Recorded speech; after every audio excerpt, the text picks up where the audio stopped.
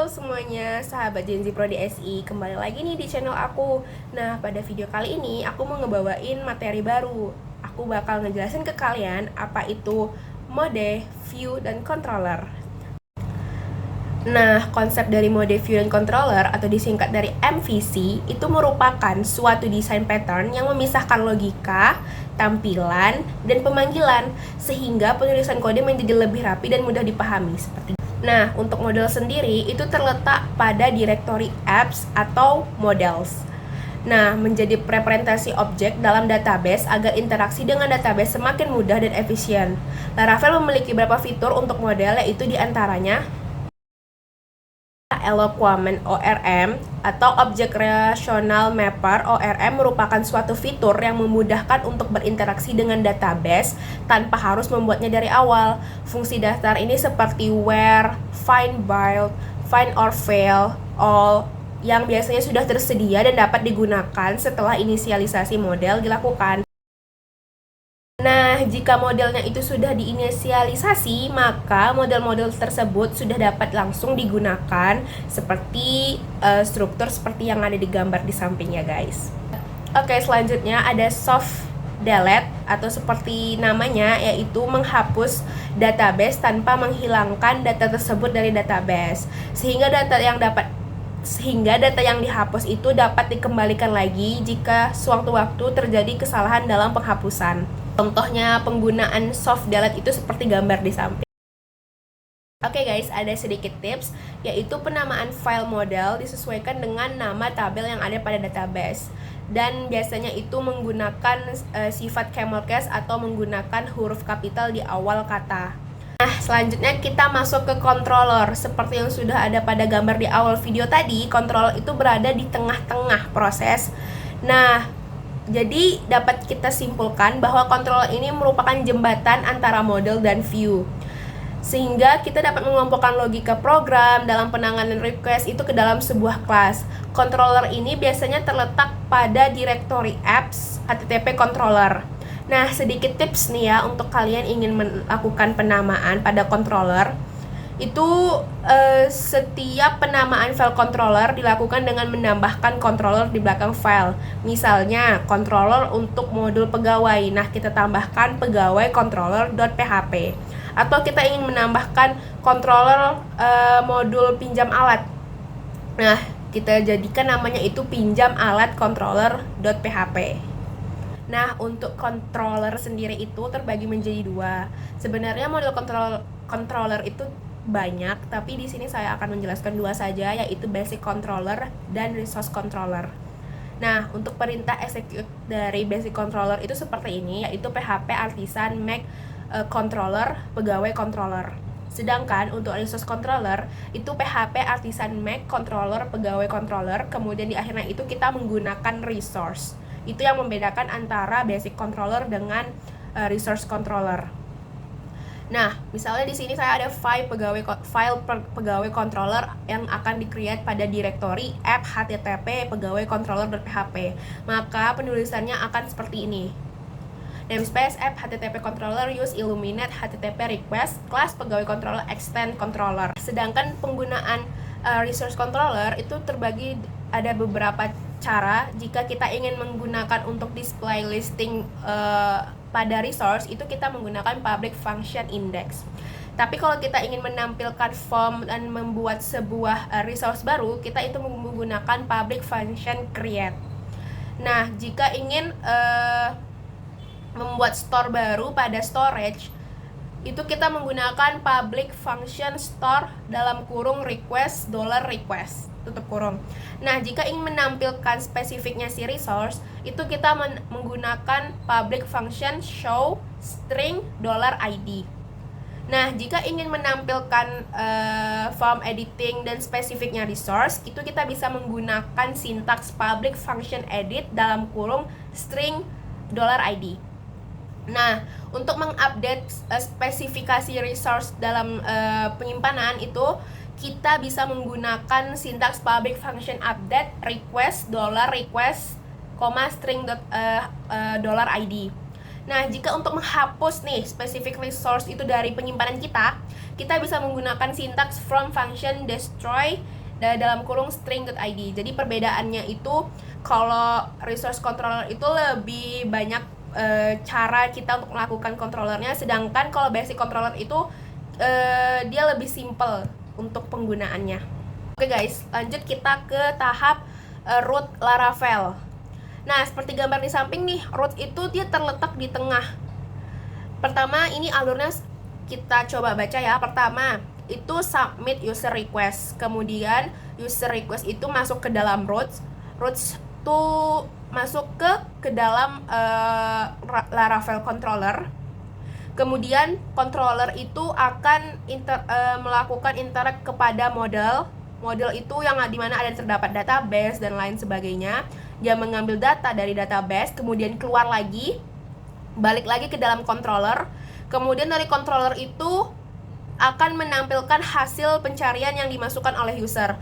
Dan pencarian itu akan ditampilkan di view antarmuka pada suatu website. Nah, penjelasannya itu, root pada Laravel merupakan suatu mekanisme yang menghubungkan URL yang di-request oleh user dan function atau controller tertentu pada aplikasi web. Nah, untuk root tersendiri itu ada terbagi 3 ya teman-teman. Pertama itu ada basic root. Contoh penulisan sintaks basic root itu seperti yang ada gambar di samping. Root di atas itu biasanya menggunakan garis miring atau slice.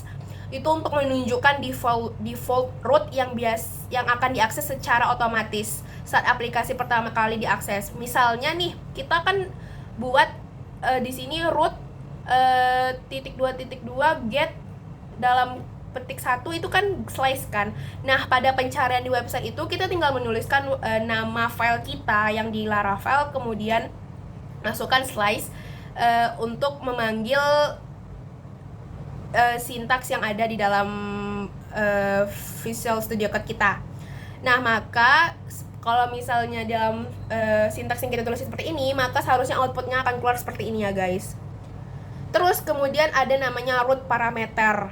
Penggunaan parameter pada root ini biasanya bertujuan untuk menangkap nilai variabel dari URL yang nantinya akan digunakan untuk pengolahan tertentu. Nah, penulisan parameter pada root ini biasanya ditandai dengan adanya kurung kerawal. Seperti gambar yang ada di samping. Itu terdapat kurung kerawal pada penggunaan nama rootnya, slice, pegawai, slice, kurung kerawal. Nama parameternya itu terserah kita mau buat apa, cuman pada contoh ini kita menginisialisasinya dengan param1. Kemudian function seperti biasa, maka pada saat pemanggilan di website itu kita menggunakan nama file kita biasa. Di sini kita menggunakan file kita bernama pegawai stripapps.test, itu slice pegawai, kita masukkan nama yang ada di nama root kita tadi. Nah, untuk isi dari parameternya itu kita bisa masukin saat memanggil sintaksnya itu pada website ya guys, pada halaman URL yang bar URL di sini. Tetapi jika ini ada kondisi tertentu ya guys, karena ini kita menggunakan parameter. Jika parameter pada function itu tidak sesuai dengan yang kita harapkan, maka dia akan menampilkan not found. Karena jumlah parameter pada function itu harus sesuai dengan banyaknya jumlah parameter yang ada di URL. Pada contoh, kode di atas parameter bersifat required, sehingga parameter harus disertakan di URL. Jika tidak, maka Laravel tidak akan mengenali request yang masuk. Seperti contoh ini, itu dia not found karena kita tidak memasukkan parameternya. Jadi website itu tidak tahu harus membaca apa ya guys. Nah, sebelum kita mulai, ini kita akan mendownload beberapa extension yang akan kita gunakan pada Visual Studio Code kita. Pertama itu ada extension yang bernama Laravel Extension Pack 13 extension. Itu untuk mempermudah kita dalam mengembangkan Laravel. Logonya itu akan seperti ini. Oke. Kemudian setelah jumpa kita, maka akan mendownload PHP FMT. Itu untuk merapikan space karakter PHP yang kita buat. Misalnya kita itu kalau ngetik kan kayak ngetik aja, dan kita kadang misalnya nggak memperhatikan tuh gimana penulisan space antara sintaks-sintaks yang tulis, maka menggunakan extension PHP FMBT ini kita itu bisa dengan secara otomatis untuk merapikan file-file atau sintaks-sintaks yang sudah kita buat. Terus ada extension yang untuk mempermudah melakukan import class. Itu logonya seperti ini, PHP warna ungu, namanya PHP Namespace Resolver. Kemudian ada selanjutnya itu extension yang untuk mempermudah kita dalam membuat tag HTML, di mana auto close tag akan membuat tag penuh secara otomatis dan auto rename tag akan merename tag salah satu tag digantinya. Ini opsional sebenarnya, tapi jika misal teman-teman biasanya itu membagi codingan atau ingin sharing codingannya itu ke orang lain, mungkin bisa menggunakan extension ini atau kode snap. Ini biasanya mengcapture baris coding itu dengan rapi. Mungkin setelah kita mendownload beberapa extension yang kita butuhkan, kita bisa langsung membuka file yang sudah kita buat di video selanjutnya. Mungkin kalau teman-teman belum paham bagaimana cara membuat file Laravel, kita bisa lihat video saya sebelumnya. Itu kita open folder, kemudian kita masuk ke dalam roots-nya. Setelah masuk ke dalam roots, itu terdapat folder yang namanya web.php, kita tekan. Kemudian kita masukkan, di sini saya akan menuliskan yang welcome ini saya ganti menjadi selamat datang Zahra, karena nama saya Zahra jadi saya gunakan selamat datang Zahra. Sebelum kita merunningkan sintaks ini, jangan lupa untuk mengaktifkan Laragon yang sudah kita download di video selanjutnya ya, di video sebelumnya ya guys. Oke, selanjutnya di sini saya akan membuat sintaks untuk memanggil tanggal waktu saat ini secara aktual. Di sini saya mengetikkan root, di sini rootnya seperti yang sudah saya jelaskan tadi, polanya seperti ini. Terus pada returnnya itu saya menggunakan perintah tanggal dan waktu saat ini, dan di situ ada now supaya tanggal dan waktu saat ini itu tuh yang tertampil itu secara aktual. Nah, maka kita akan menggunakan now. Selanjutnya ini saya mempunyai root untuk menampilkan info PHP pada tipe PHP saya dengan menggunakan nama root / info yang kita buat di VS Code. Nah, di sini akan menampilkan PHP info yang ada kita punya di sini. Ini sebenarnya sangat privacy ya teman-teman. Oke, selanjutnya itu kita bakal membuat root yang dimana berisi parameter yang nama root di sini itu pegawai. Nah, pada root kali ini itu kita melakukan penulisan penggunaan ID pegawai menggunakan parameter. Nah, untuk mengambil parameter itu seperti yang sudah dijelaskan tadi, saat memanggilnya di website itu jangan lupa menggunakan nama root terus slice parameternya apa. Maka akan menampilkan hasil sesuai dengan parameter yang kita masukin. Tapi jika teman-teman nggak masukin nih nilai apa-apa ke dalam URL kita, maka akan menampilkan not found ya teman-teman. Oke, selanjutnya itu ada root untuk 2 parameter. Kalau tadi kan parameternya cuma 1, nah ini parameternya ada 2. Itu seperti ini. Polanya seperti biasa root. Nah, pada kali ini tuh kita menggunakan ini ya guys, if else kemungkinan. Jadi jika parameter itu sama dengan 0, maka kita lanjut ke parameter 2. Jika parameter 2 sama dengan 0, maka silahkan masukkan parameter yang kita inginkan. Tetapi jika parameternya itu parameter 1 itu sama dengan 0, maka kita lanjut ke parameter 2. Nah, jika parameter 2 itu sama dengan 0, maka kita print parameter 1. Nah, jika tidak ada kondisi di atas, maksudnya kita udah memasukin nilai pada kedua parameter itu, maka kedua parameter itu dikali dan website akan menampilkan hasil dari kali 2 parameter yang sudah kita masukin. Ini contohnya, ini kita memasukkan 2 parameter 4 dan 8, maka 4 dan 8 ini akan dikali akan menampilkan angka 32.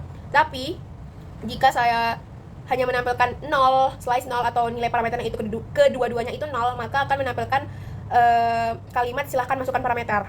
Nah, tapi jika kalau parameter yang kesatunya itu bernilai 2 dan parameter yang satu lagi itu 0, maka dia akan menampilkan parameter yang pertama aja. Dan seperti itu sebaliknya, misalnya kita parameter pertama itu 0 dan parameter kedua itu 5, maka website akan menampilkan parameter yang kedua saja yaitu 5. Tapi kalau parameter yang nggak kita tulis, itu sama seperti yang parameter yang pertama, itu dia not found ya teman-teman. Nah, setelah itu kita akan membuat yaitu di dalam controller. Sebelum itu kita membuat file baru dalam controller, karena di sini sudah ada controller PHP, maka kita harus buat baru supaya tidak mengganggu controller yang sudah ada default ini guys. Dengan cara seperti ini. Terus kita masukin saja public function dan return yang ada di setiap root tadi itu kita copy aja supaya cepat dan kita pindahkan ke controller. Kemudian